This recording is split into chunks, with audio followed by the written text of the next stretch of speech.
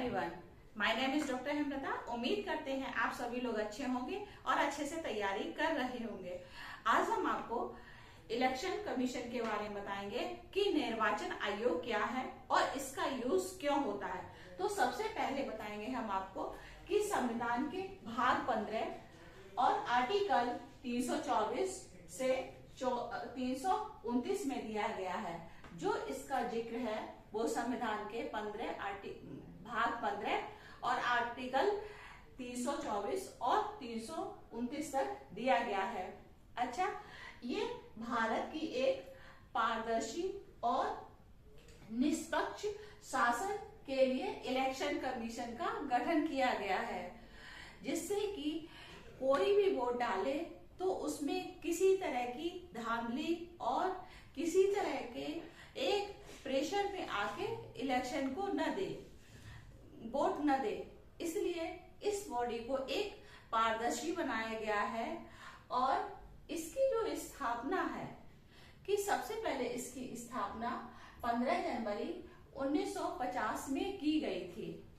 जब हमारा देश आजाद हुआ उसके बाद ये सोचा कि एक ऐसा देश में इस तरह से व्यवस्था बनाई जाए जो सबको वोट देने का अधिकार हो और वो किसी भी तरह का, चाहे गरीब हो और चाहे अमीर हो, हर तरह का व्यक्ति वोट दे सकता है। तो इसलिए 25 जनवरी 1950 को इसका गठन किया गया। अच्छा, अब हम आपको बताएंगे कि जो फर्स्ट टाइम चुनाव कब हुआ। तो पहली बार भारत में चुनाव 1951 और 52 को हुआ था। तो 1951 और 52 को जो फर्स्ट टाइम चुनाव हुआ, इसलिए इसको एक 25 जनवरी को राष्ट्रीय मतदाता दिवस मनाया जाता है। उसको एक राष्ट्रीय मतदाता दिवस के रूप में मनाया जाता है। अच्छा, अब इसकी स्ट्रक्चरल बॉडी, जो स्ट्रक्चर है वो किस तरह से बना हुआ है, तो हम बताएंगे कि जो इसका स्ट्रक्चर है वो बना हुआ, इसमें पहले एक ही सदस्य था और एक ही सदस्य था जिसको हम एक निर्वाचन आयुक्त कहते हैं। तो जो पहला सदस्य था उसका नाम था सुकुमार सुन। जो सुकुमार सुन थे वो पहले निर्वाचन आयुक्त रहे। और इस समय कौन है? इस समय जो निर्वाचन आयुक्त हैं वो राजीव कुमार है। कौन है? राजीव कुमार। और इसमें 3 मेंबर होते हैं। इसमें 3 मेंबर हैं, एक राजीव कुमार और अनूप चंद्र। अच्छा, जो पहले इलेक्शन कमीशन में एक ही सदस्य रहते थे और लेकिन जो इसमें कुछ बदलाव हुए। तो बदलाव क्या हुआ कि 16 अक्टूबर 1989 को इसको 3 लोगों में बांट दिया। इसके जो एक सीईओ, चीफ इलेक्शन कमीशन और इलेक्शन कमीशन, तो इसमें 3 लोगों को रखा गया और ये 1 जनवरी 1990 तक रहे। लेकिन बाद में फिर 3 लोगों को नियुक्त कर लिया। वो किया 1 अक्टूबर 1993 को फिर 3 लोगों को सदस्य के रूप में चुन लिया। अब हम आपको बताएंगे कि जो इसकी नियुक्ति है वो कौन करता है। इसकी नियुक्ति राष्ट्रपति करता है। कौन करता है बच्चों? इसकी नियुक्ति राष्ट्रपति करता है। और इसका जो कार्यकाल है वो कितना रहता है? जो इसका कार्यकाल है वो 6 वर्ष का होता है। और वो कब तक कर सकता है? वो 65 वर्ष तक, यानी कि 65 ईयर तक कर सकता है। और जो इनकी सैलरी कितनी होती है? जो निर्वाचन आयुक्त हैं उनकी सैलरी कितनी होती है? उनकी सैलरी, एक जो इनका वेतन है वो सर्वोच्च न्यायालय के बराबर होती है। जैसे उनकी होती है सैलरी 2.5 लाख रुपए, 2,50,000। अच्छा, जो शपथ है इलेक्शन कमीशन में, शपथ कैसे मिलती है? तो वो हमारी जो शपथ है इलेक्शन कमीशन में, शपथ एक संविधान की अनुसूची 3 में बताया गया है कि किस तरह से शपथ को लिया जाएगा। वो हमारी अनुसूची 3 में बताया गया है। अब इसका वर्ग क्या है? जो एक निर्वाचन आयोग है, इलेक्शन कमीशन है, उसका वर्ग क्या होता है? तब हम आपको बताएंगे कि जो इसका वर्ग है, राष्ट्रपति उपराष्ट्रपति का चुनाव करवाना, कि किस तरह से राष्ट्रपति का चुनाव होगा, किस तरह से उपराष्ट्रपति का चुनाव होगा, और उनको करवाना। साथ में लोकसभा, राज्यसभा, विधानसभा और विधान परिषद के सदस्यों को चुनाव करवाना होता है।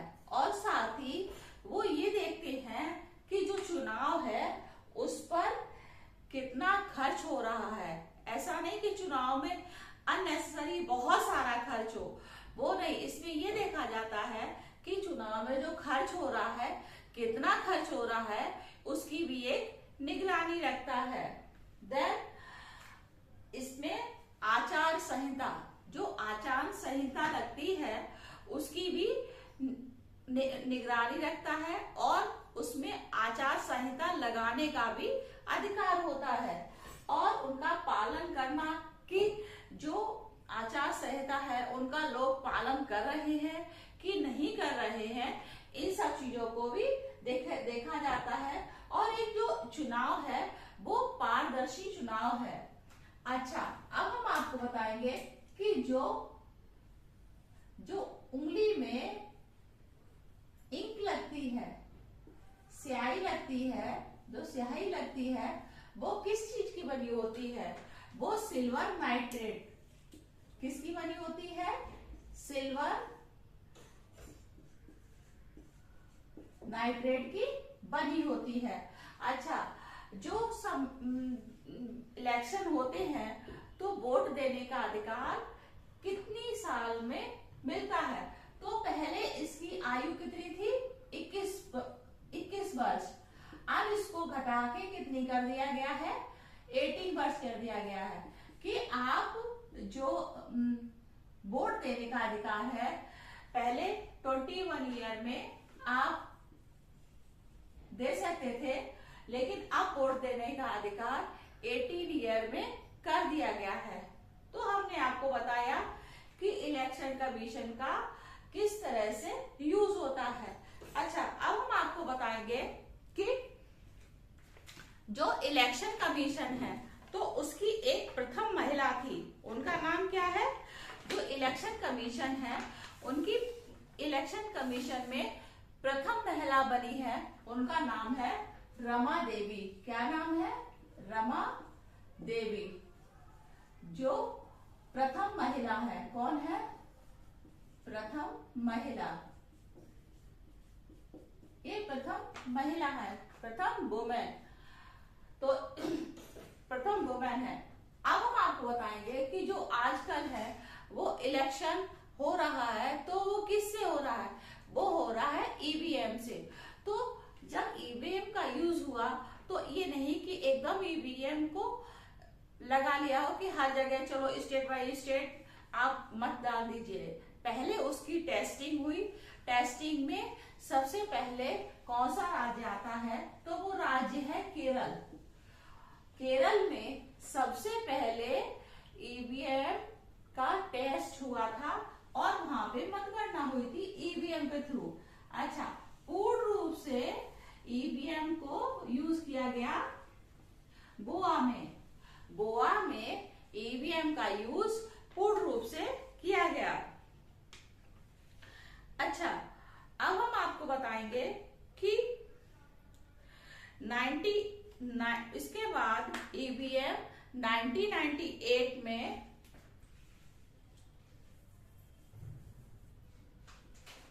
ईवीएम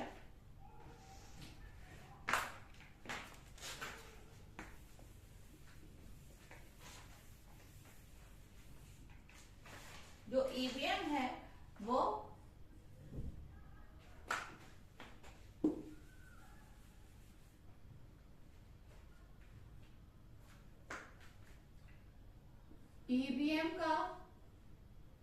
ईवीएम का यूज 1998 में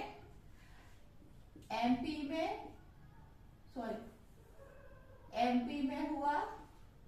फिर कहां पर हुआ? राजस्थान में हुआ और दिल्ली में हुआ। तो इसमें कितने कितने लोगों को लिया? 5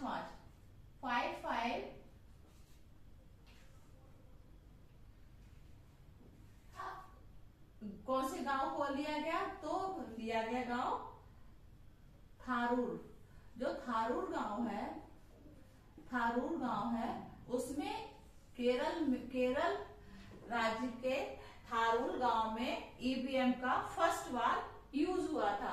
तो इस तरह से हमने बताया आपको कि इलेक्शन कमीशन क्या है और इसका यूज क्यों होता है और हमारे संविधान के कौन से आर्टिकल में ईवीएम का यूज हो रहा है। तो हमने आपको 1 बाय 1 करके बताया कि किस तरह से जो ईवीएम है, तो ईवीएम 1998 में एमपी में 5